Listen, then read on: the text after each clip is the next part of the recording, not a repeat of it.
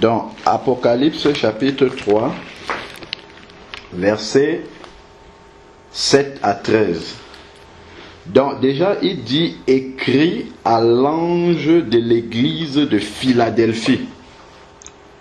Déjà, juste comme ça, sans même que ça ne fasse partie forcément de la racine, Philadelphie, il y a la consonance déjà de fidèle, dans le son seulement de la ville de Philadelphie.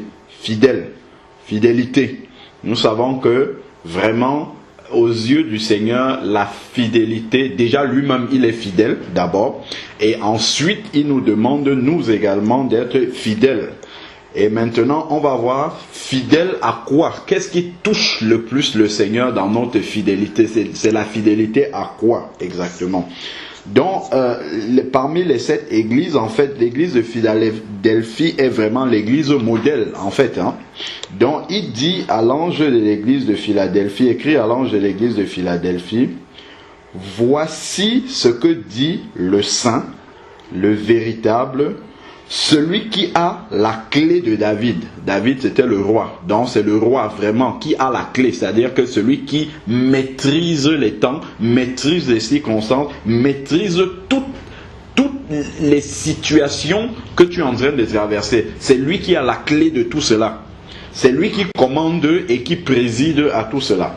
Donc, voilà, il dit, celui qui ouvre et personne ne fermera.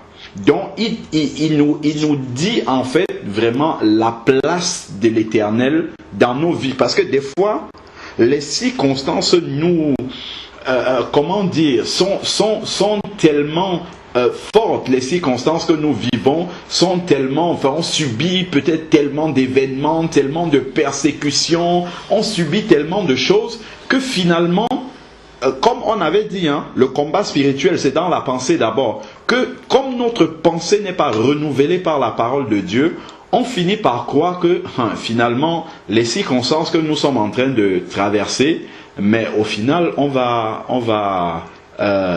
fait, elles vont avoir raison de nous. C'est-à-dire que ce qui est en train de se passer, on se dit que ça va se terminer et nous aurons perdu le combat. Nous aurons perdu dans ces circonstances-là. On finit par oublier, si on ne renouvelle pas notre pensée, que en fait, le Seigneur reste le Seigneur. Le Seigneur maîtrise toujours les circonstances. Il dit, c'est lui qui a la clé. Quand il ouvre, personne ne peut fermer. C'est-à-dire que si le Seigneur dit que ça, c'est une porte pour Nicole ou pour Raïssa, même si n'importe qui, et d'ailleurs il a le nom au-dessus de tout nom, qui puisse se nommer non seulement dans le siècle présent, c'est Éphésiens 1, verset 21 et suivant, personne ne peut fermer. Donc ça c'est déjà pour nous montrer que, quelles que soient les circonstances que nous traversons, Jésus est le seul qui a les clés et qui maîtrise tout. C'est pour ça dans Jean 10, il dit « Mes brebis sont entre mes mains, elles ne périront pas et personne ne les ravira de ma main. » Ça déjà ce sont des versets qui doivent renouveler en fait notre assurance dans le Seigneur. Quand il nous dit ici là, dans le verset 7 ici là, que il est celui qui ouvre une porte et personne ne peut la fermer. Ça doit déjà me rassurer que peu importe la montagne que j'ai devant moi, peu importe celui qui est devant moi, qui semble avoir les clés. Je prends par exemple quelqu'un qui recherche un emploi, qui va rencontrer un patron. Le patron semble détenir en fait, comment dire, le oui ou le non sur le fait que tu vas avoir un emploi ou non. Non, en fait, la Bible me dit autre chose. La Bible me dit ici là que en fait c'est Jésus qui a les clés. C'est-à-dire que si tu vas avoir l'emploi, si tu ne vas pas avoir l'emploi, ça ne dépend que de Jésus. Ce n'est que ce que Jésus va dire. Donc celui même qui est là, qui semble en fait être le décideur, ne va faire que obéir à ce que le Seigneur a décidé. Et ça peut se décliner dans n'importe quelle circonstance que nous traversons.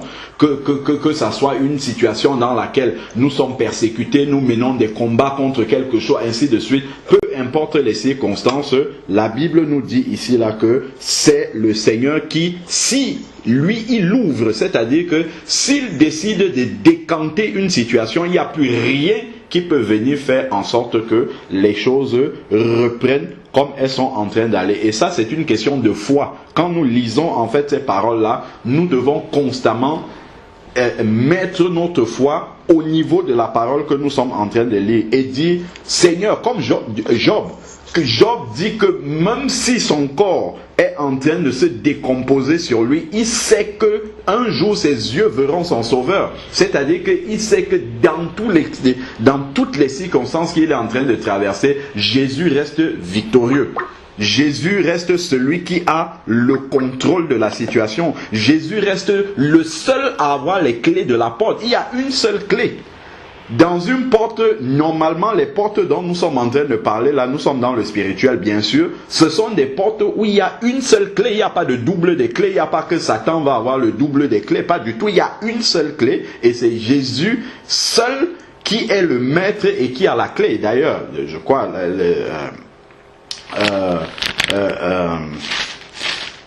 une fois, Georges nous avait lu, c'est dans Apocalypse 5, là où justement dans le ciel, quand Jean pleurait beaucoup là dans Apocalypse 5, on cherchait qui c'est qui peut rompre les sceaux et ouvrir le livre.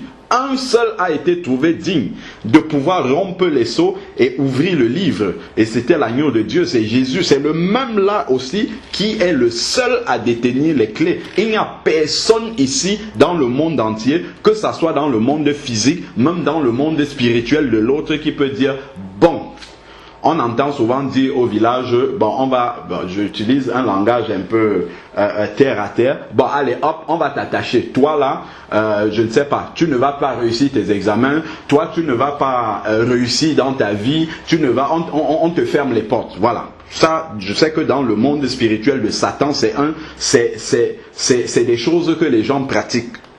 Ça ne peut avoir d'effet que si la vie de la personne appartient au malin. Auquel cas, effectivement, 1 Jean 5 verset 19 nous dit que le monde est sous la domination du malin. Donc si tu appartiens encore au monde, il est normal que si un marabout, un sorcier dit, bon allez hop, toi tu n'auras pas d'enfants, je te bloque les enfants, il est normal que ça marche puisqu'il travaille pour Satan. Et toi aussi tu appartiens à Satan. Or, quand tu te convertis, il nous dit bien que nous passons des ténèbres à la lumière du royaume de l'autre. Je crois que c'est dans Acte 26 que l'apôtre Paul dit cela, que justement, quand il prêche la parole, les gens se convertissent, ils passent des ténèbres à la lumière du royaume de Satan au royaume de Dieu. Donc, ça vraiment... Alors, prenons Acte 26 en parallèle, verset 16. Mais lève-toi et tiens-toi sur tes pieds, car voici pourquoi je te suis apparu. C'est l'apôtre Paul qui relate au roi Agrippa comment le Seigneur lui est apparu. Car voici pourquoi je te suis apparu, je suis au verset 16 de Acte 26, je te destine à être serviteur et témoin des choses que tu as vues de moi et celles pour lesquels je t'apparaîtrai. Je t'ai pris du milieu de ce peuple et des païens vers qui je t'envoie pour leur ouvrir les yeux afin qu'ils se tournent des ténèbres vers la lumière et du pouvoir de Satan. Vous voyez, quand quelqu'un n'est pas converti, il est sous le pouvoir de Satan.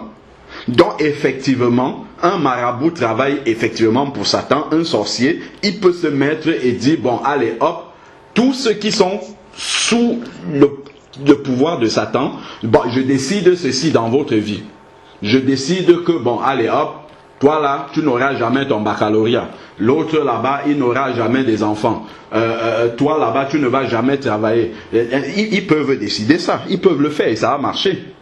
Pourquoi? Parce que tu es encore sous le pouvoir de Satan. C'est ce qui est écrit ici. Et c'est Jésus qui a dit ça à Paul. C'est-à-dire que ceux qui ne sont pas convertis sont sous le pouvoir de Satan. Donc Satan peut agir dans leur vie. Voilà pourquoi on va toujours s'éterniser, ne jamais se fatiguer à dire aux gens qu'il faut qu'ils viennent au Seigneur Jésus afin que la main de Satan quitte de leur vie. Et que justement que Satan n'ait plus aucun impact pour décider sur leur vie. Ça c'est aussi justement un des aspects de la conversion. On va voir d'autres versets qui parlent de ça. Donc ici il dit afin qu'il passe, qu'il se tourne des ténèbres à la lumière du pouvoir de Satan vers Dieu. Il n'est pas mentionné ici, mais on le comprend bien. C'est du pouvoir de Satan vers le pouvoir de Dieu. C'est-à-dire que une fois que tu deviens enfant de Dieu, c'est maintenant Dieu qui décide de tout ce qui arrive dans ta vie et plus Satan. Il n'y a plus personne qui peut décider à part Dieu. Voilà pourquoi Jésus va dire là-bas dans Apocalypse 3 verset 7 que c'est lui qui tient les clés de David, les clés d'une porte qu'il ouvre et personne ne peut fermer. Pourquoi? Parce que ta vie lui appartient maintenant. Tu es maintenant entre ses mains. Nous appartenons maintenant à Dieu, nous sommes sa propriété, donc quelqu'un d'autre ne peut pas détenir les clés d'une porte qu'il ouvre pour notre vie, alors que notre vie lui appartient. Donc je finis dans Acte 26 là, nous sommes la suite du verset 18, et qu'ils reçoivent le pardon des péchés et un héritage avec ceux qui sont sanctifiés par la foi en moi. Donc, je prends encore maintenant Colossiens 1, verset 13. Colossiens 1, verset 13, qui sont des versets qui nous montrent effectivement pourquoi Jésus peut parler dans Apocalypse là-bas et dit qu'il ouvre une porte et personne ne peut fermer ces portes-là. Donc, regardons maintenant Apocalypse, Colossiens 1, verset 13, il dit il nous a délivrés. Ce n'est pas il va. Donc lorsque tu te convertis au Seigneur Jésus, lorsque tu le reçois dans ta vie comme Seigneur et Sauveur, il devient le maître de ta vie, il devient le propriétaire même de ta vie. C'est pour ça que quand un chrétien dit qu'il est possédé, je ne sais même pas s'il comprend ce que ça veut dire être possédé. Moi, que le Seigneur m'avait expliqué simplement sur la définition de ce mot. Être possédé, ça veut dire quoi?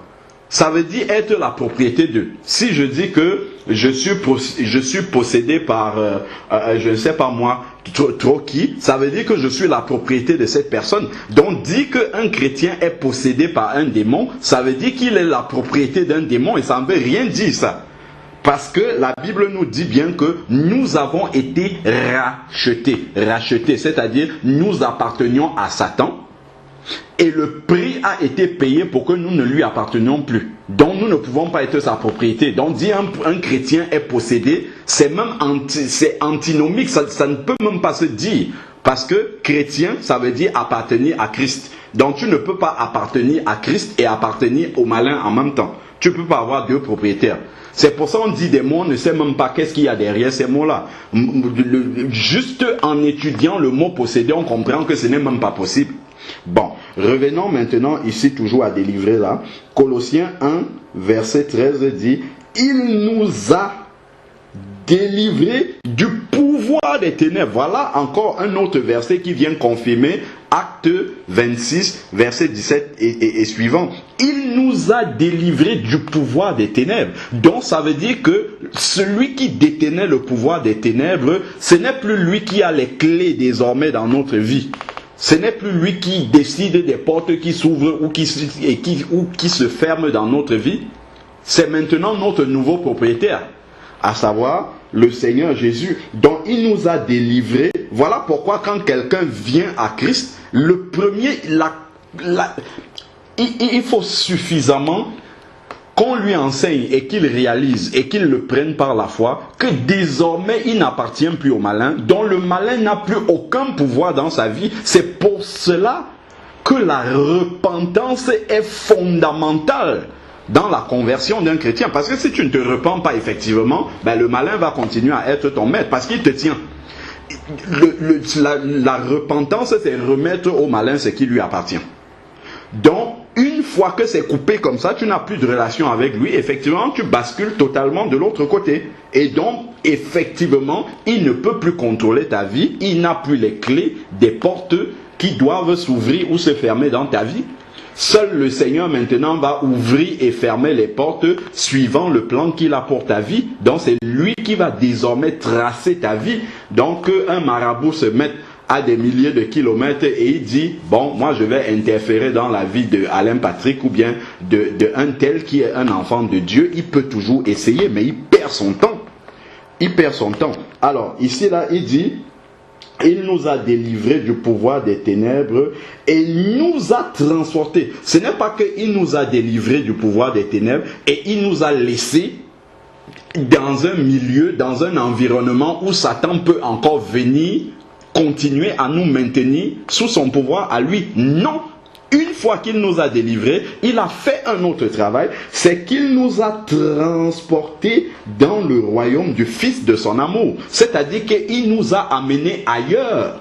Nous appartenions au monde avant, et Église, ça veut dire appelé hors d'eux. Donc, nous appartenons à l'Église, donc nous avons été amenés hors du monde. Or, 1 Jean 5, verset 19 dit que le monde est au pouvoir du malin. Or, nous ne faisons pas partie du monde. Donc, ceux qui ne sont pas convertis au Seigneur Jésus, ceux qui ne marchent pas avec le Seigneur Jésus, eux, ils appartiennent au monde dont ils sont sous la domination du malin. Et dont le malin, effectivement, a les clés de leur vie, peut ouvrir les portes, fermer comme il veut et vraiment décider de tout ce qui va leur arriver, ce qui n'est pas le cas pour un enfant de Dieu. Je crois que lorsque un enfant de Dieu réalise les vérités simples que je suis en train de dire là, ça déjà, il y a un grand voile qui va tomber de ses yeux, bam, directement. Il va se dire, oh oh, quelles que soient les circonstances que je suis en train de traverser, je sais que seul Jésus va décider. À la fin, c'est seule la volonté de Dieu qui va s'accomplir. Satan, il n'a rien à voir dans ce qui est en train de m'arriver. Il ne sait même pas quel est le plan de Dieu dans ma vie. Il peut rigoler peut-être parce que je suis en train de passer par une période apparemment difficile, apparemment délicate, ainsi de suite. Mais Jésus, qui est le seul maître, qui a les clés, c'est là où il est en train de m'amener. Et au final, lorsque le plan du Seigneur va se révéler, si bien sûr, moi aussi, je joue correctement, je marche comme le Seigneur veut, je marche dans son plan malgré les difficultés, je marche comme le Seigneur veut. Au final, quand le plan de Dieu va se révéler à la fin, c'est le malin qui aura honte. Le cas de Job. À la fin, lorsque le Seigneur a restitué tout à Job, le malin, il pouvait maintenant vraiment se mordre les doigts. Donc voilà vraiment des vérités fondamentales, essentielles, qui doivent nous faire ne plus avoir peur du malin, de ce qu'il peut faire, de ce qu'il veut faire, de tout ça. Ce sont des choses à mettre totalement de côté. Et puis, bon, on peut toujours appuyer avec les versets qu'on lit depuis toujours là, dans Jean 10, on peut appuyer aussi pour dire vraiment que Jésus, s'il dit qu'il tient les clés de la porte qu'il peut ouvrir, des portes de notre vie, qu'il peut ouvrir et fermer selon le plan qu'il a dans notre vie, et personne d'autre ne peut venir les fermer. Il y a beaucoup de versets dans la parole de Dieu qui viennent le soutenir. Prenons Jean 10, verset 27, qu'on lit souvent. « Mes brebis entendent ma voix. » Donc, déjà, et quand on va évoluer dans l'Apocalypse tout à l'heure, vous allez voir, il y a des conditions à cela. Ça ne se fait pas automatiquement comme ça. Nous avons notre part à faire et Dieu fait sa part. Jésus fait sa part et nous faisons la nôtre. Il dit, mes brebis entendent ma voix. Donc pour tout ce qui va arriver après, il faut d'abord que toi tu sois une brebis du Seigneur, 1. Et ensuite que tu entendes la voix du Seigneur, 2. Et alors maintenant, ce qui suit va se réaliser. Mes brebis, si tu es une brebis du Seigneur, ok, tu t'es repenti, tu as reçu le Seigneur dans ta vie, mais après si tu n'entends pas la voix du Seigneur, si tu fais ce que tu as envie de faire, mais il est normal que Satan t'entraîne puisqu'il est toujours là pour essayer de séduire. Donc il va t'entraîner sur un chemin qui n'est pas celui du Seigneur. Or, Or, si tu demeures dans la parole et que tu reconnais la voix du Seigneur et que tu la suis, ben Satan ne va pas t'amener sur un autre chemin. Tu vas rester sur le chemin que le Seigneur a tracé pour ta vie. Alors, il dit, verset 27, Jean 10, verset 27, « Mes brebis entendent ma voix », donc il faut être brebis du Seigneur et entendre sa voix. « Moi, je les connais », donc Jésus doit te connaître parce que tu l'as confessé comme Seigneur et Sauveur après la repentance. Donc, et ensuite, il dit, « Et elles me suivent », donc être en train de suivre Jésus. Attention, quand il dit « elles me suivent », ce n'est pas, nous savons que la foule faisait route avec Jésus. C'est pas la même chose que suivre Jésus. Faire route avec Jésus, c'est une chose. Suivre Jésus, c'est autre chose. Parce que suivre Jésus, c'est sur le chemin étroit. Par contre, faire route avec Jésus, ben, c'est la foule. La foule était là et Jésus, à un moment donné, va s'arrêter, il se tourne vers la foule. C'est dans Matthieu 16, verset 24. Il va se tourner, il va dire, mais si quelqu'un veut me suivre, qu'il renonce à lui-même, qu'il se charge de sa croix chaque jour et qu'il me suive. Vous voyez les conditions, c'est ça les conditions pour suivre Jésus. Autrement, ben, la foule fait route avec Jésus. Et cette foule-là, c'était qui? C'était les gens qui voulaient la guérison, les gens qui voulaient la délivrance, les gens qui voulaient que Jésus multiplie le pain et qu'il leur donne. Ça, on le retrouve encore aujourd'hui dans le corps de Christ. C'est toutes ces personnes-là qui viennent pour commander des choses au Seigneur. Je veux un travail, je veux une maison, je veux des papiers, je veux la délivrance de mon enfant, je veux un enfant dans ma vie, je veux le mariage, je veux ci, je veux ça. Ça, c'est tous ceux-là qui font route avec le Seigneur. Mais ici, Jésus parle des gens qui le suivent. Ça, c'est autre chose, ça. Suivre le Seigneur, c'est autre chose. Nicole, s'il te plaît, si tu peux fermer ton micro, ça serait une bonne chose. Non, il n'y a pas de problème. Je pensais que c'était fermé. Il n'y a pas de souci. Merci beaucoup. Suivre le Seigneur, ça c'est autre chose.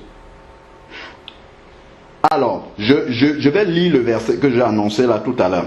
Il dit ici, dans Matthieu 16, verset 24, « Alors Jésus dit à ses disciples, « Si quelqu'un veut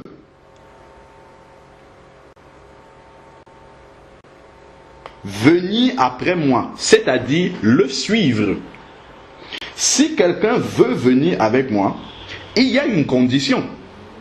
Le salut est gratuit, mais être un disciple de Jésus, il y a une condition. Qu'est-ce qu'il dit ici? Qu'il renonce à lui-même, qu'il se charge de sa croix, dont Jésus annonce déjà les couleurs du chemin qu'il y aura avec lui. Il ne dit pas que ça sera un chemin tranquille où vraiment on va s'asseoir tranquillement, les pieds croisés et ça va rouler jusqu'au retour de Jésus. Pas du tout, il parle de croix ici. Et il ne dit pas qu'on va le charger d'une croix. Regardez ce qu'il dit. Il dit qu'il se charge de sa croix. C'est-à-dire que c'est une souffrance volontaire qu'il prend pour le nom de Jésus. Il accepte de souffrir pour Jésus. Ce n'est pas qu'on lui impose une souffrance, c'est qu'il dit, maintenant que je suis enfant de Dieu, j'ai un comportement à avoir, puisque je suis un ambassadeur de Jésus, je dois refléter Jésus en toutes circonstances. Donc il y a des souffrances, il y a des choses que je vais devoir encaisser pour que la gloire du Seigneur éclate, pour que vraiment on reconnaisse en moi la nature de Jésus. Et donc qu'ils se suivent, c'est pas qu'ils viennent, qu'ils se servent de toutes les bénédictions et qu'ils repartent, pas du tout. C'est qu'ils se chargent de sa croix et qu'ils me suivent. Là maintenant tu es en train de suivre Jésus et on peut revenir maintenant dans Jean 10 pour expliquer. Il a dit, verset 27, « Mes brebis, elles reconnaissent ma voix et elles me suivent. » Donc voilà les conditions pour suivre Jésus. Donc ça élimine déjà la foule qui est là pour X ou Y centres d'intérêt qui ne sont pas les centres d'intérêt du Seigneur. Donc, suivre Jésus. Maintenant que la condition pour suivre Jésus est posée, il dit maintenant, je leur donne la vie éternelle. Ça, c'est celles qui sont en train de suivre Jésus, qui sont dans les conditions. Je leur donne la vie éternelle. Elles ne périront jamais. Pourquoi elles ne périront jamais? Parce qu'elles suivent Jésus. Si elles suivent Jésus, Jésus ne va pas les amener sur un chemin où elles vont périr. Première chose, Jésus est leur modèle. Elles suivent Jésus, ces brebis-là. Elles ne sont pas en train de suivre la foule ou le mercenaire, comme le passage le dit, ou un être humain. Non, elles suivent Jésus. Et le fait de suivre Jésus fait en sorte que nous marchons dans des conditions qui éloignent forcément le malin de notre route. Parce que le malin ne fait pas route, ne fait pas chemin avec Jésus. Si nous sommes sur le chemin de Jésus, le malin va toujours essayer de venir, mais il va toujours repartir. Parce que nous sommes dans des conditions où nous lui résistons forcément. Résistez au malin et il s'enfuira loin de vous. Si tu es en train de suivre Jésus, nécessairement tu vas résister au malin. Et le malin, il aura beau essayer ce qu'il veut, il sera toujours en train de devoir repartir. Parce qu'il ne pourra pas vous atteindre. Donc elles ne périront jamais. Donc voilà, le malin ne peut pas et personne ne les arrachera de ma main. Donc ça c'est encore un autre verset qui appuie Apocalypse 3 verset 7 que nous étions en train de lire, où Jésus dit qu'il ouvre une porte et personne ne peut la fermer. C'est-à-dire, c'est parce que nous lui appartenons désormais, donc personne n'a l'autorité, personne d'autre n'a le pouvoir de décision sur notre vie, sur nos circonstances, sur ce que nous vivons, ainsi de suite, si nous avons tout mis entre les mains du Seigneur. Je reviens sur le texte de base, Apocalypse chapitre 3, verset 7. Alors, verset 8 maintenant. Je connais tes œuvres. Il parle à l'église de Philadelphie. Je connais tes œuvres. Voici, j'ai mis devant toi une porte ouverte. J'ai mis devant toi une porte ouverte que nul ne peut fermer. Parce que c'est Jésus qui a décidé de faire quelque chose dans ta vie. Aucun être humain ne peut venir se mettre en travers du plan que Jésus a pour ta vie. Or, nous savons que une fois que nous venons dans le Seigneur, le plan de notre vie, dès l'instant où nous sommes sortis des eaux du baptême, jusqu'au terme de notre vie, instant par instant, est planifié par le Seigneur. Si je le sais, de quoi je m'inquiète? Pourquoi je commence à me poser des questions? Qu'est-ce que je vais devenir? Qu'est-ce qui va arriver? Qu'est-ce que tous les qu'est-ce que là Jésus lui sait déjà? Tout ce qu'il me demande, c'est d'être dans son plan, de faire ce qui me revient. Le reste de ce qui va arriver, c'est lui qui contrôle et qui maîtrise tout cela. Donc il met cette porte ouverte que personne ne peut fermer. Verset 8 toujours. Parce que tu as peu de puissance. Peu de puissance. Donc tu peux prier et ne pas voir forcément des miracles impressionnants à l'œil se manifester, des choses vraiment spectaculaires, ainsi de suite. C'est pas ça qui compte. Ce qui compte pour toi, c'est de rester fidèle au Seigneur. Ça, c'est le plus important. Le reste maintenant, la manière dont le Seigneur va agir, ça, c'est lui qui maîtrise et qui contrôle ces choses-là. Donc ce n'est pas la grandeur des bénédictions dans ta vie, la grandeur des interventions du Seigneur dans ta vie qui doit entretenir ta fidélité. Tu es fidèle au Seigneur, un point c'est tout, parce qu'il t'a sauvé, c'est tout. C'est ton nouveau maître maintenant. Et maintenant il dit, tu as peu de puissance. Voilà. Et il continue, il dit, parce que tu as peu de puissance, que tu as gardé ma parole. Vous voyez, il y a des personnes qui sont prêtes à continuer à obéir au Seigneur si elles voient la puissance de Dieu se manifester dans leur vie, si elles voient les miracles de Dieu dans leur vie, si elles voient les interventions de Dieu dans leur vie, si elles voient les bénédictions de Dieu dans leur vie, alors elles vont obéir, elles vont continuer à marcher dans la fidélité avec le Seigneur. Mais il ne s'agit pas de ça ici. Philadelphie, c'est pas ce type de chrétien-là. C'est pas ça le type de chrétien que le Seigneur cherche. Il dit tu as peu de puissance, c'est-à-dire même si dans ta vie tu vois peu d'exaucement à ta prière, à tes prières, quand même Philadelphie a gardé la parole du Seigneur. C'est-à-dire non seulement elle la connaît, mais elle la pratique. C'est-à-dire elle marche dans l'obéissance. Voilà Philadelphie. L'obéissance de Philadelphie ne dépend pas de la multiplicité des interventions du Seigneur ou de la multiplicité des bénédictions dont elle est l'objet de la part du Seigneur. Pas du tout. Voilà, Philadelphie. Parce que tu as peu de puissance, donc tu vois peu d'exaucement, tu vois apparemment peu d'intervention du Seigneur dans ta vie, que tu as gardé ma parole quand même, à cause de cela, et que tu n'as pas renié mon nom. Voilà encore autre chose. Garder la parole et ne pas renier le nom de Jésus. Quand on parle de renier le nom, ça paraît grossier. On se dit, oula, mais quel est le chrétien qui va renier le nom de Jésus? On se dit, mais non, moi je ne ferai jamais ça. Et effectivement, si on essaye de voir un chrétien, jamais il ne va confesser de sa bouche, Seigneur, je te renie. Jamais. Mais par contre, à chaque fois que devant les païens, devant des personnes qui ne connaissent pas Jésus, à chaque fois que tu as un contre-témoignage de la parole de Dieu, en fait, tu es en train de renier ton maître.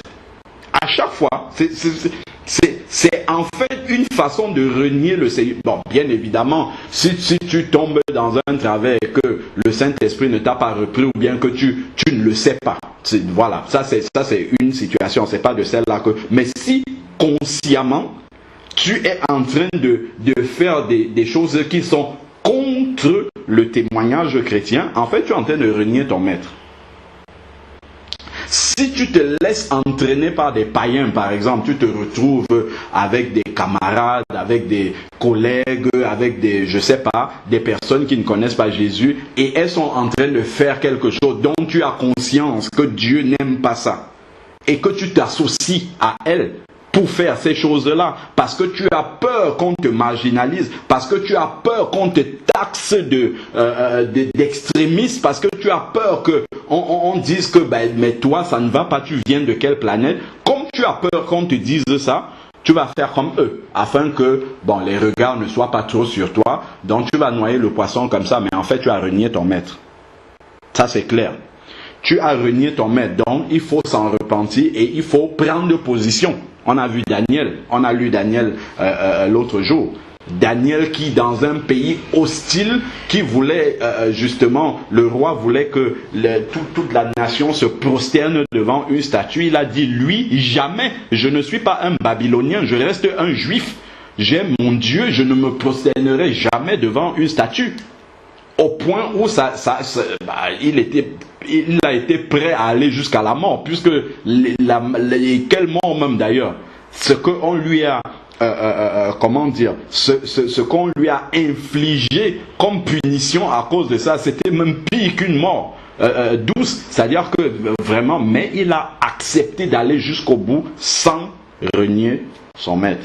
Continuons dans Apocalypse, donc tu n'as pas renié mon nom. Donc effectivement, Philadelphie 1, même s'il y a peu de puissance, peu d'intervention du Seigneur dans sa vie, il a quand même gardé la parole, il reste obéissant, les yeux fixés sur Jésus, il ne renie pas le nom du Seigneur, c'est-à-dire qu'il continue à marcher dans la fidélité à la parole de Dieu qu'il ou elle reçoit. Je parle de l'Église. Voici, je suis au verset 9, Apocalypse 3, verset 9. Voici donc, comme maintenant il y a tout ça, regardez ce que le Seigneur dit. Il dit, voici, je te livrerai. C'est le Seigneur qui dit, hein. Est-ce que vous voyez ça? C'est le Seigneur qui est en train de parler ici. Il dit, je te livrerai des gens de la synagogue de Satan. Je te livrerai des gens de la synagogue de Satan. Donc, si tu restes fidèle au Seigneur, même au milieu des frères, il y a des faux frères, des fausses sœurs, c'est-à-dire des frères et des sœurs qui ne sont pas sincères, qui vont peut-être vouloir te détourner, t'amener sur un chemin qui n'est pas forcément celui du Seigneur, en t'attirant dans le compromis, et que tu restes fidèle au Seigneur. À un moment donné, ce sont ces personnes-là qui vont revenir vers toi et dire que c'est toi qui avais raison. Ce que tu fais, c'est exactement ce que le Seigneur veut que nous fassions. Si ces personnes-là sont vraiment de Dieu, quand elles avanceront, elles se rendront compte que, en fait, c'est toi qui avais raison. Donc, même si les gens te rejettent aujourd'hui, on te rejette parce que tu veux marcher comme le Seigneur le demande. Ne te laisse pas impressionner par la foule de ceux qui font profession d'être chrétiens, mais en réalité, la vie, les détails de la vie ne reflètent pas vraiment cette foi qu'ils sont censés avoir. Laisse ça de côté, continue à être fidèle. Si les autres veulent aller sur un chemin, laisse-les aller sur un autre chemin, mais toi reste sur le chemin de Dieu. Et le Seigneur dit, je te livrerai des gens de la synagogue de Satan, qui, voilà, c'est ça, qui se disent juifs. Nous, on comprend ici, qui se disent enfants de Dieu. C'est-à-dire, ils professent ça dans leur bouche, mais le témoignage de leur vie en est autrement. Et ils veulent t'entraîner là-dedans. Et si tu résistes, si tu ne te laisses pas entraîner sur ce chemin-là, si tu restes fidèle à la parole de Dieu, à marcher avec le Seigneur, il dit ici, ils se disent juifs et ne le sont pas, parce que leur vie, leur témoignage est contraire à ce qu'ils disent être enfants de Dieu, car ils mentent. Voilà. Donc leur vie ment par rapport à ce qu'ils confessent de leur bouche qu'ils sont enfants de Dieu.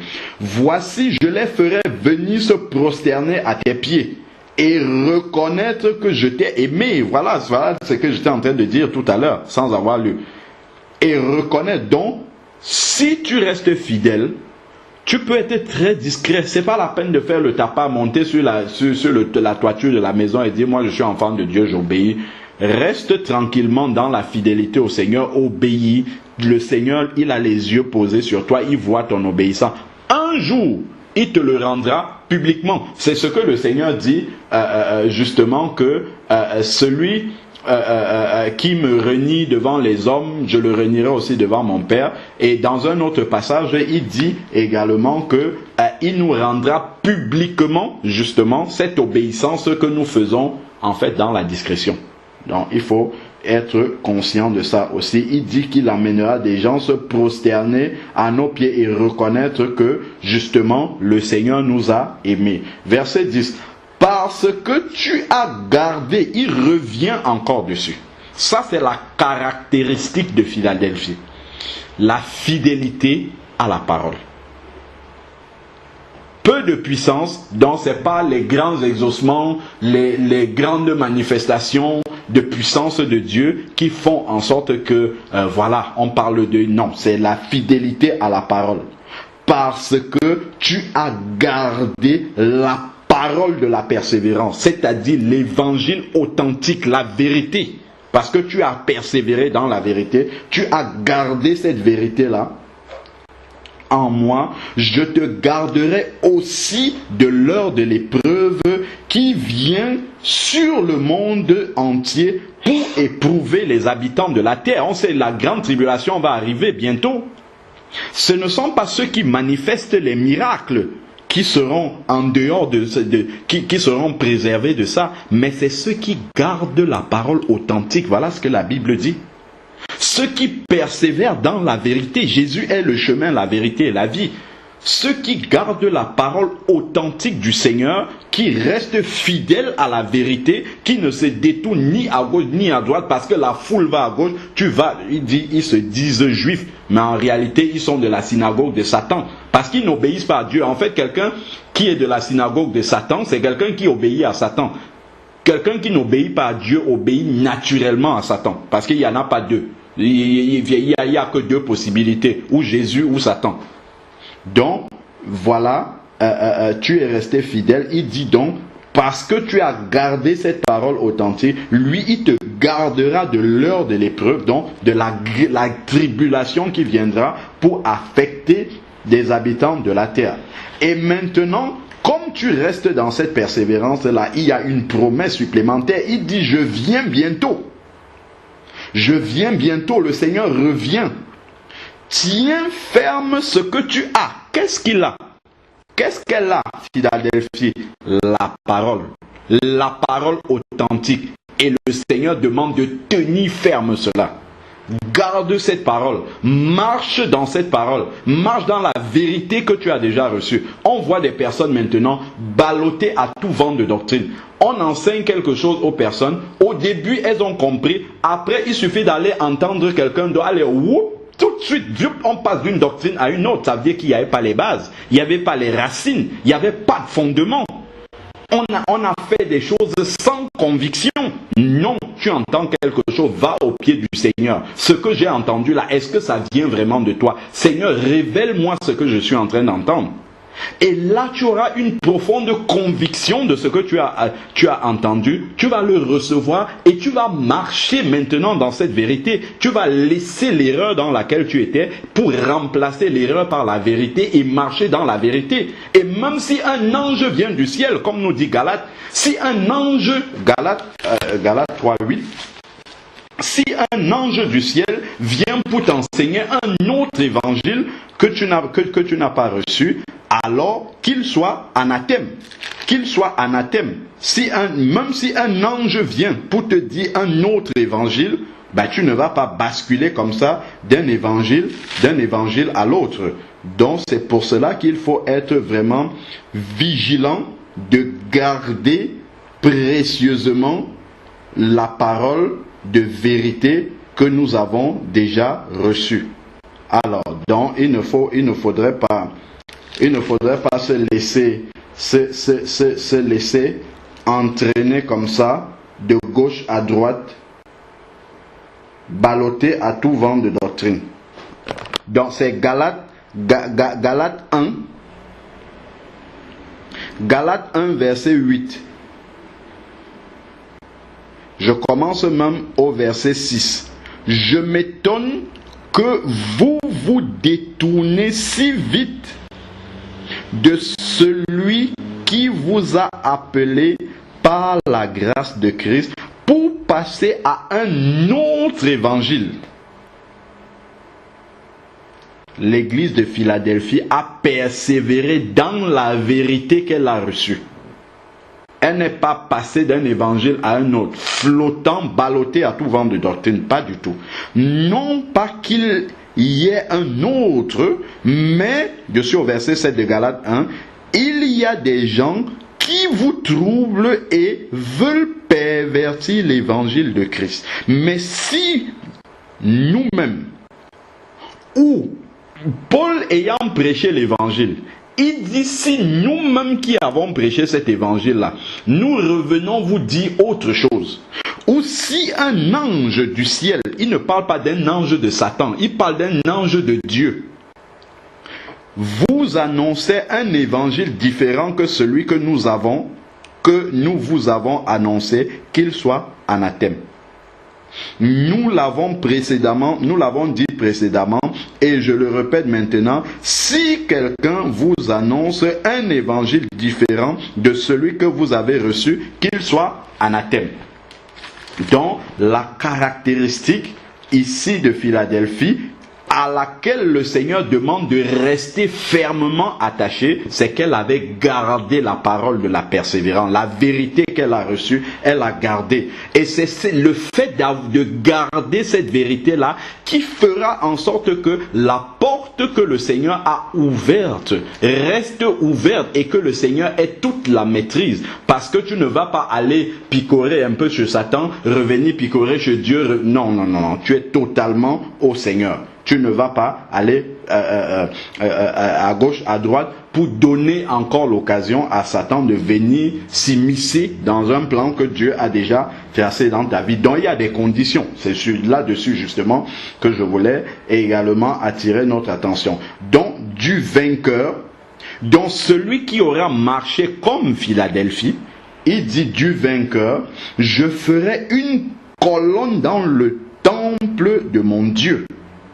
Et il n'en sortira plus. Donc il restera toujours avec le Seigneur. Toujours avec le Seigneur, il n'en sortira plus.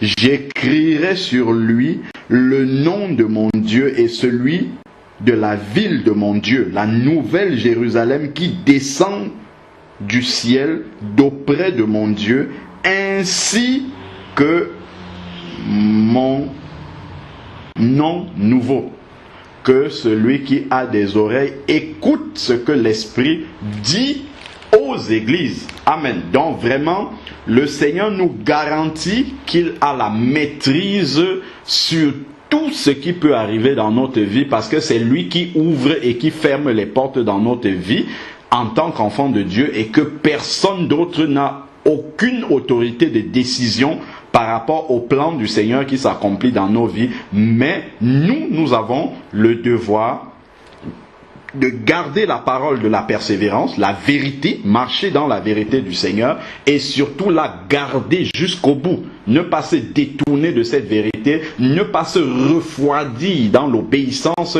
à cette vérité que nous avons déjà reçue, mais continuer à persévérer. Et il dit aux vainqueurs, donc en fait il faut vaincre. Pour garder cette vérité-là, ça sera un combat. Il y aura des combats pour continuer à persévérer. Quand tu vas dire, moi je veux faire ceci, l'autre à côté va te dire, ah non, tu sais, on n'est pas obligé de faire ça, faisons plutôt comme ça, et ainsi de suite. Et toi tu vas lâcher la vérité que tu as déjà reçue, et voilà comment tu vas commencer à te refroidir. C'est pour ça qu'on va voir l'église d'après, l'église de Laodicée. Tu n'es ni chaud ni froid, tu n'es ni bouillant ni froid, je vais te vomir parce que tu es tiède. Non, le Seigneur ne veut pas qu'on soit tiède. Il veut que nous soyons bouillants, mais bouillants dans la vérité. Donc voilà vraiment ce que nous devons... En tout cas, c'est un autre aspect par rapport aux différents versets d'encouragement que nous avons lus, vraiment de rester solidement attachés à la vérité. Et c'est ça qui nous fera remporter et repousser toujours Satan. On sait que Satan, il va toujours revenir, mais comme on a vu Jésus dans Matthieu 4, il est écrit ceci, et Satan n'aura aucun chef d'accusation contre nous, et nous allons pouvoir avancer dans la victoire que le Seigneur a déjà acquise pour nous à la croix. Que son nom soit béni. Seigneur Père, je veux te rendre grâce encore pour ce morceau de ta parole que tu nous as donné de partager. Seigneur Dieu Tout-Puissant, renouvelle encore notre intelligence spirituelle à chacun d'entre nous, que en toutes circonstances, Seigneur Père, que nous nous souvenions toujours que nous t'appartenions, Seigneur Père. Nous n'appartenons à personne d'autre qu'à toi, et que seul toi as l'autorité dans nos vies pour ouvrir une porte ou la fermer, Seigneur Père. C'est toi qui décides de tout. Seigneur Dieu, donne-nous que quelles que soient nos circonstances, quels que soient nos combats, quelles que soient nos difficultés, quel que soit ce qui peut représenter des incertitudes pour nous, Seigneur Dieu, que nous sachions qu'en toutes circonstances, tu as la maîtrise des choses, Seigneur Père, et donne-nous vraiment, Seigneur Dieu, de faire et d'être fidèles dans ce qui nous revient, Seigneur Père, parce que nous savons que toi, tu es fidèle et que tu feras toujours, Seigneur Dieu, ce que tu as promis de faire, Seigneur Père éternel. Donne-nous d'être de véritables disciples, d'être vraiment, Seigneur Dieu, ceux-là de l'église de Philadelphie, Seigneur Père, qui gardions la parole de la persévérance, qui continuons à obéir à ta parole, quelles que soient, Seigneur Dieu, tes interventions ou, Seigneur Dieu, le temps que tu prends pour intervenir. Seigneur Dieu, donne-nous de rester fidèles avec nos yeux fixés uniquement sur toi et sur rien d'autre, Seigneur Père éternel, car tu es la parole de vie. Seigneur Dieu Tout-Puissant, tu es la vie en abondance même, Seigneur Père éternel, et nous avons tout en toi, Seigneur Père, parce que des torrents d'eau vive, Seigneur Dieu, coulent de toi, Seigneur Père, et nous voulons continuer à nous abreuver, Seigneur Père éternel, à ces torrents d'eau vive. Que ton nom seul soit béni, élevé encore au milieu de nous, au nom de Jésus-Christ. Amen. Verset 30. Comme il disait ces choses, plusieurs crurent en lui. Donc, Jésus était en train de parler et beaucoup de personnes qui étaient là ont cru en sa parole. Et Jésus dit quoi? Il dit, et Jésus disait aux Juifs qui avaient cru en lui, si vous persistez en ma parole, vous serez vraiment mes disciples. Donc, comme pour dire que vous avez cru, c'est une chose, mais voilà, il faut encore pouvoir persister en ma parole. Ça veut donc dire que il peut y avoir des croyants de début, donc ceux qui croient au départ, ceux qui espèrent que ce que Jésus est en train de dire, ce que Jésus est en train de faire est vrai et qu'il tient cela du Dieu Tout-Puissant, et puis qu'à un moment, il se noie, donc qu'il se perde, ou qu'à un moment donné, il soit emporté, comme le frère le disait, par une doctrine autre que celle que le Seigneur a laissée. Il dit, si vous persistez en ma parole, vous serez vraiment mes disciples. Donc, celui qui est le vrai disciple du Seigneur, c'est celui qui persiste dans la parole du Seigneur. C'est celui qui persiste contre vents et marées. C'est celui qui est prêt à accepter les persécutions, à accepter toutes les peurs, toutes les comment je peux dire ça, toutes les tribulations. C'est celui qui est prêt à accepter toutes les intrigues qui lui viendront du malin. Parce que le malin n'ayant plus la possibilité n'ayant plus d'autorité sur le chrétien, la seule chose qu'il va faire, c'est essayer de lui faire peur. Or, s'il est faible, il peut être facilement emporté, il peut basculer de l'autre côté et laisser le doute s'installer en lui. Or, le Seigneur dit que celui qui persiste, c'est celui-là qui est vraiment son disciple. Amen. Et vous connaîtrez la vérité et la vérité vous rendra libre. Donc, le Seigneur nous invite ici à la recherche constante de sa vérité. Et ça me ramène un peu à l'actualité de ces jours où l'Église catholique aujourd'hui est en train de parler du remariage, est en train de mettre sur la table la question du remariage et de l'homosexualité. Déjà, le fait qu'ils mettent à la fois le remariage et l'homosexualité sur la table au même moment signifie qu'ils classent les deux à un même niveau. Et d'autre part, ça veut dire aussi que depuis bien longtemps, ils savaient que le remariage était une mauvaise chose, mais lorsque nous savons que les gens vont à l'église catholique, lorsque tu veux te marier, on ne te demande pas est-ce que tu t'étais déjà marié, est-ce que tu as un second mariage, est-ce que tu es divorcé, est-ce que cet enseignement, on n'exige pas, on ne refuse pas de célébrer un mariage à quelqu'un qui est divorcé.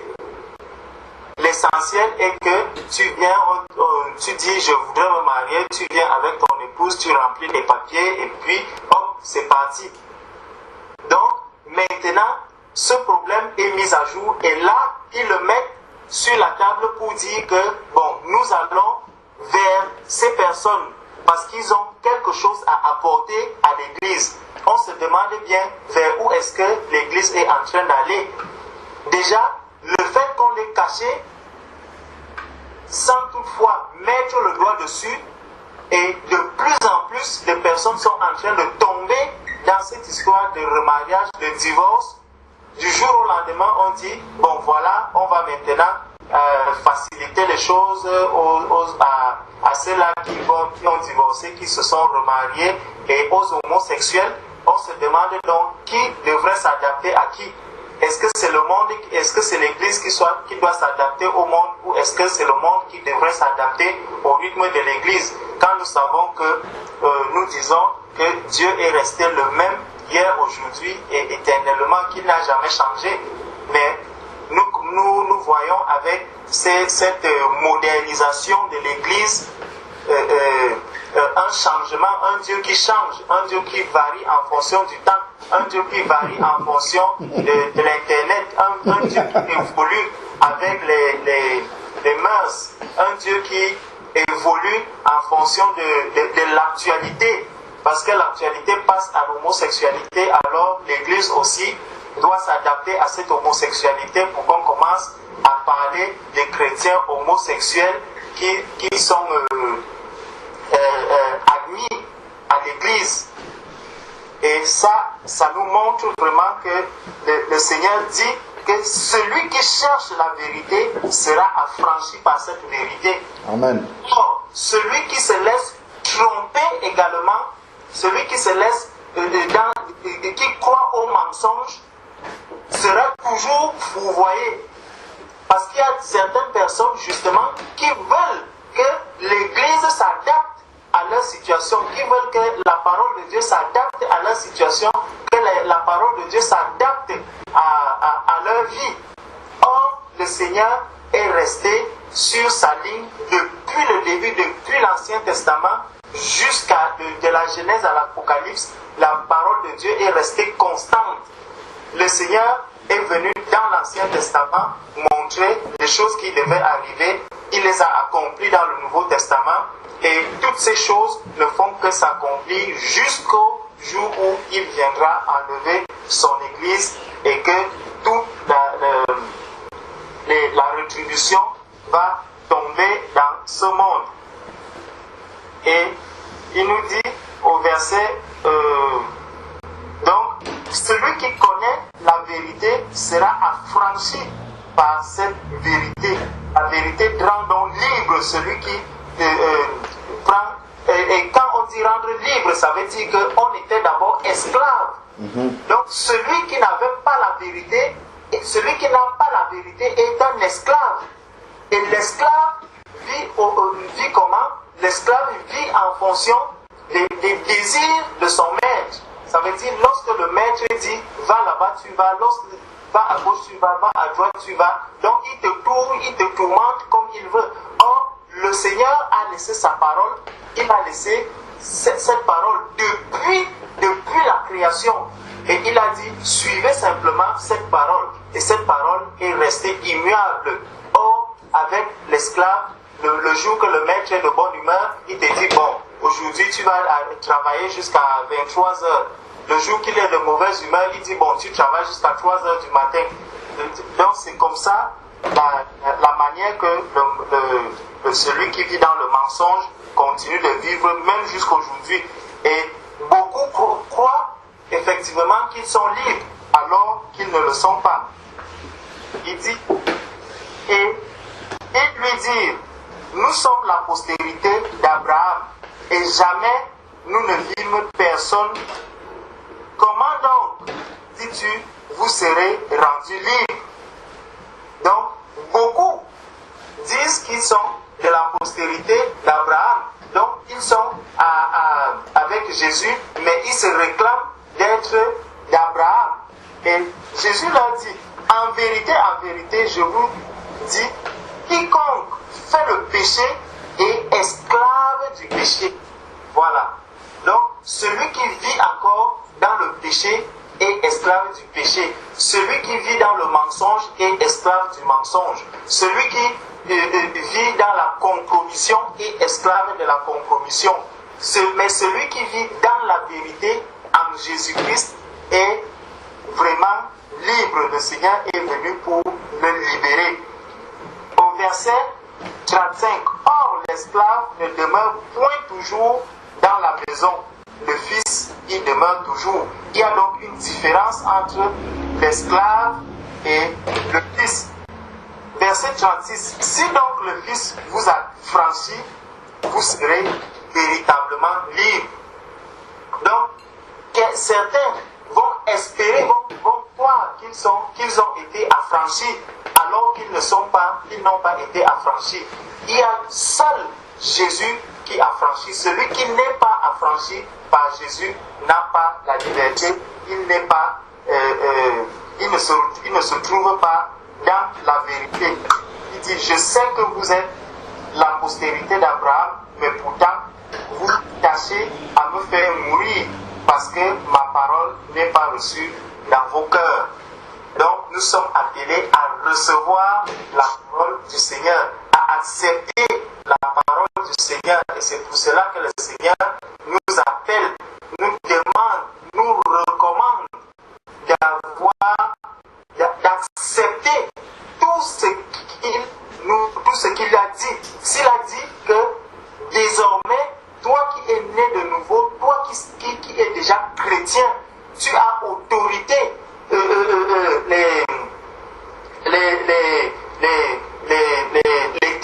Le malin ne peut plus avoir une quelconque autorité sur toi.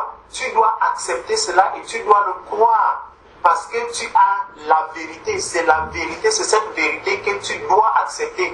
Ne plus accepter le mensonge qui viendra du malin pour te faire douter d'une quelconque manière, pour t'amener à croire que non, il peut encore avoir ceci, il peut encore avoir cela, mais rester ferme dans la parole que le Seigneur a sortie.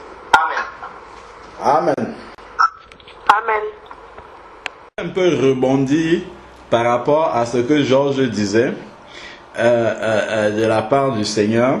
Et, il disait en fait que l'enfant de la maison diffère de l'esclave, c'est ça, hein? C'est ça, Georges? Oui. Voilà. Bon, je vais un peu nous amener dans Galates 4, verset 1. Galates 4, verset 1, qui nous dit la chose suivante. Et justement, j'étais en train de méditer là-dessus. Or, je le dis, aussi longtemps que l'héritier est enfant, il ne diffère en rien d'un esclave, alors qu'il est le maître de tout.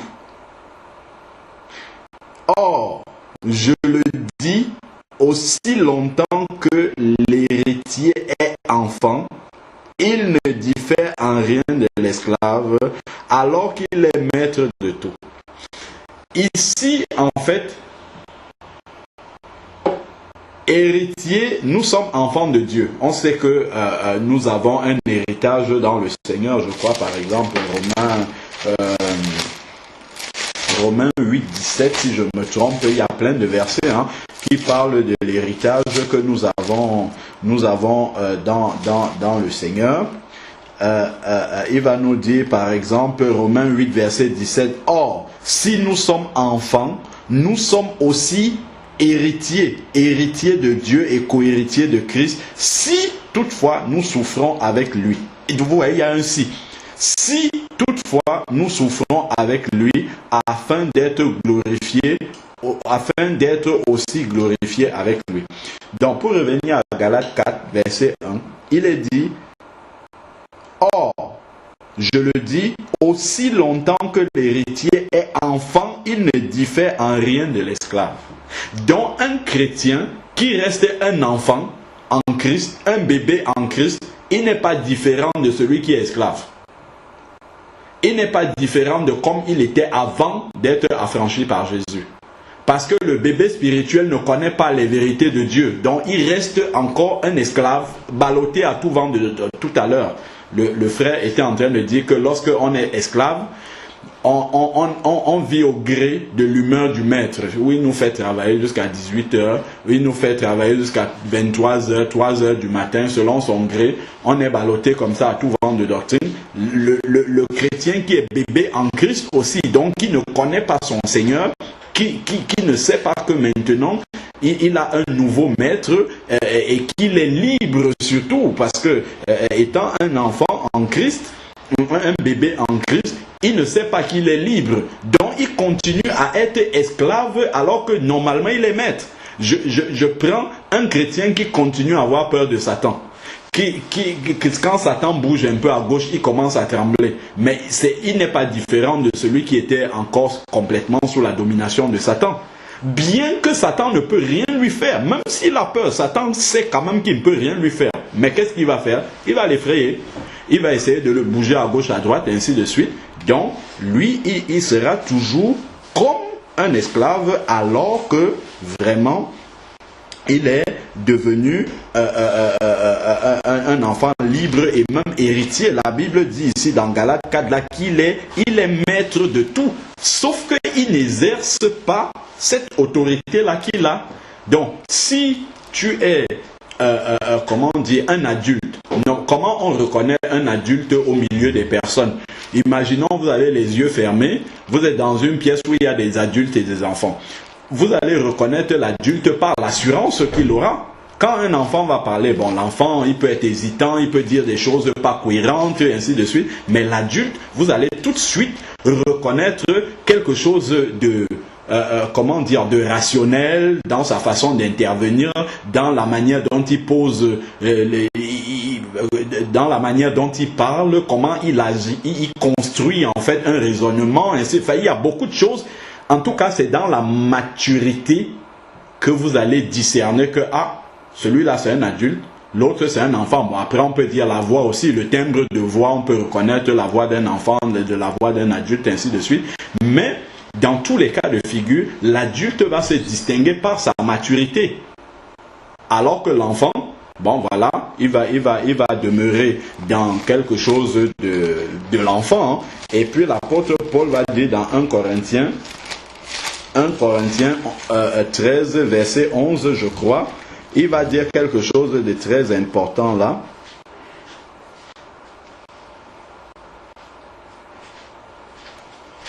Alors, ah non, là je suis dans Romains, c'est 1 Corinthiens, chapitre 13, verset 11.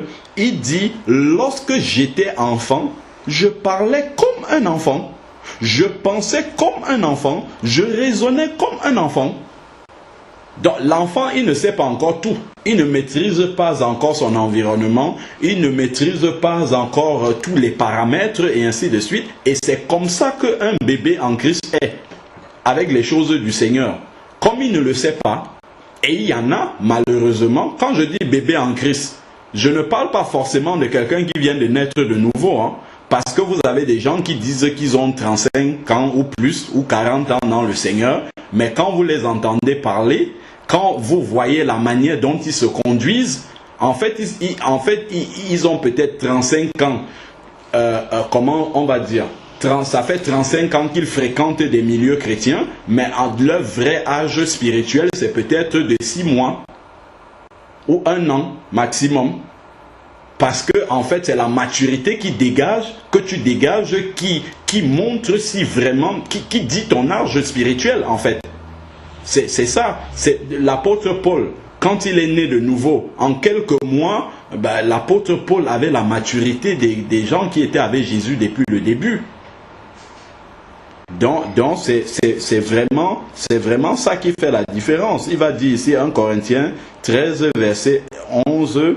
Lorsque j'étais enfant, je parlais comme un enfant, je pensais comme un enfant, je raisonnais comme un enfant. Lorsque je suis devenu homme, j'ai aboli ce qui était de l'enfant. J'ai aboli ce qui était de l'enfant.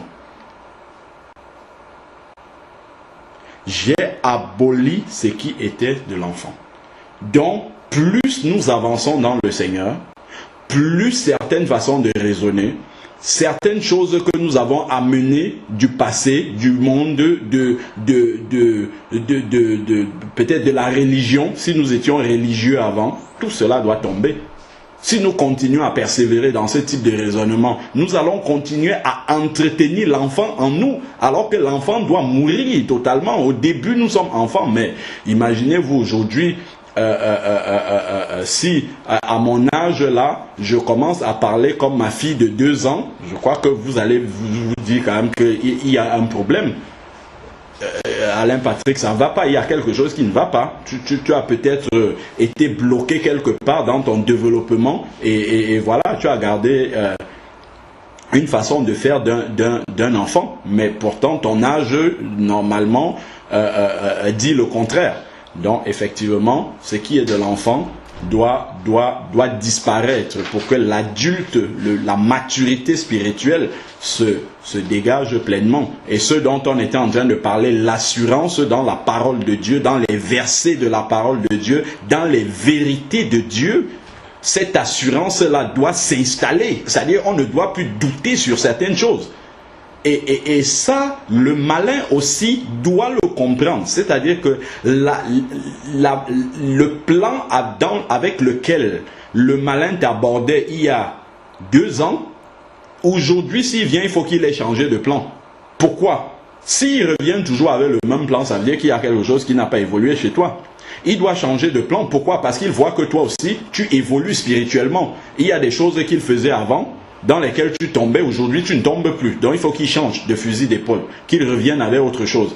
Et au fur et à mesure, tu construis aussi justement ton armure pour être mieux équipé pour l'affronter. Donc c'est comme ça que ça avance. Mais si on reste toujours les mêmes, on se retrouve 5 ans après, on a toujours peur de la même chose, on pense toujours, on raisonne toujours de la même façon, on se dit toujours, voilà, je suis enfant de Dieu, mais qu'est-ce qui change dans ma vie? Rien du tout. Voilà, bon, là, il y a clairement